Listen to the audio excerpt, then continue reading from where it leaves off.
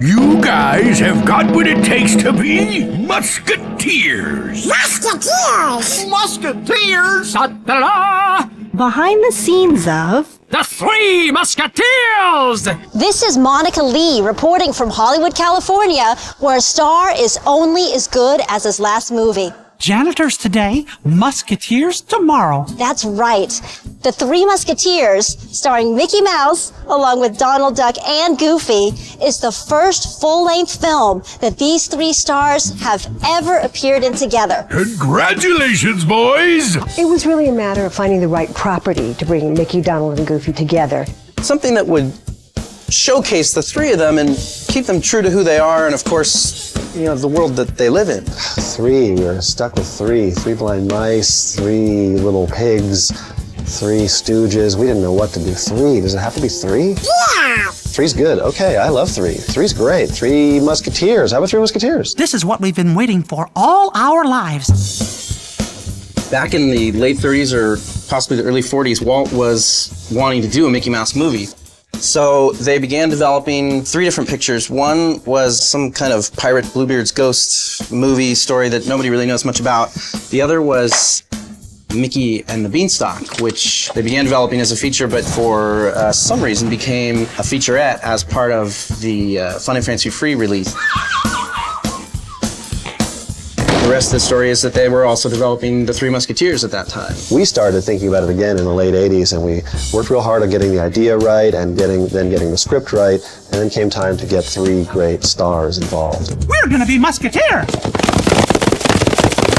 And then we see Mickey get thrown into the laundry room, and he goes sliding up against the wall, zip, and 1, 2, 3, they land on top of each other in a heap. Well, what's first and foremost in the mind of a story artist is to find what's funny, what's the entertainment value of the scene, you know, what's going to make it fun to watch. I leave you for 5 minutes and I come back to a disaster. And Mickey chimes in, well, we were practicing our teamwork so we can be good Musketeers. Well, we were practicing our teamwork so we can be good Musketeers. Musketeers. Musketeers?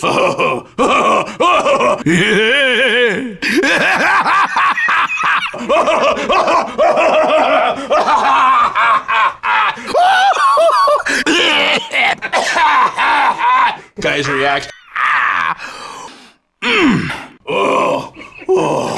That's priceless. Of course, Goofy understood right away what we were going for from a story perspective.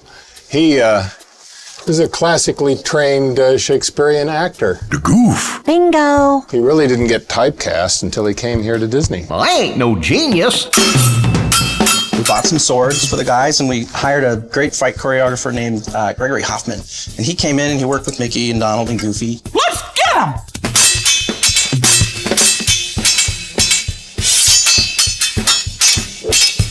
Hang about. Is that Halley's Comet. Halley's Comet? Where? Mickey caught on real quick, and he's very athletic. Ho-ho! Uh-oh. Well, it's cool because Mickey does his own stunts. Goofy, it was a little trouble at first because because he's Goofy and, He kept getting distracted by any bright, shiny object. Who says so? With Donald, we had to be very careful because, you get sharp objects around Donald and he loses his temper.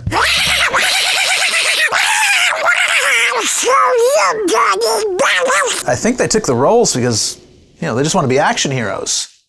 They wanted to go to France. Isn't this musketeering stuff great? You bet! We wanted the traditional look for Mickey, Donald, and Goofy. So we turned to the shorts of the late 30s and early 40s. Films like The Clock Cleaners, Mickey's Trailer, and Lonesome Ghosts. Early in the development of the Three Musketeers, it became apparent that a villain would have to be cast. And not just any actor could play the villain. It had to be someone big. Who's the lucky guy? Well, we for sure have Mickey, Donald, and Goofy as our stars, so now we need to choose who's going to be the villain. Too pretty. Yeah. We considered a lot of different people for the role of Mickey's nemesis in this picture. I think I gotta pick Pete, otherwise, he's gonna kill me. Oh yeah, I agree. Pete just has it, he's kind of the poster boy for evil. He pulled an axe on me. Hey, I'm adorable, B. I'm so beautiful. He's worked with this ensemble historically with Mickey, Donald, and Goofy, and there's a really good chemistry of hate between the four of them. Besides which, he's the only one that will wear the peg leg. It's funny, off camera, Pete's not at all what he seems. He cooks. Oh, sure, uh-huh. And he likes to do makeovers for his friends. Yes, sir, yes, sir, yes, sirree. Now, there we were in 17th century France. We wanted to try to establish the period. And so musically, we felt, you know what, instead of going pop or rock and roll, why don't we go ahead and do pseudo-classical? So opera came up. That little ditty's starting to grow on me. Opera was probably a little too heavy and a little too demanding on the voice. So we went with operetta.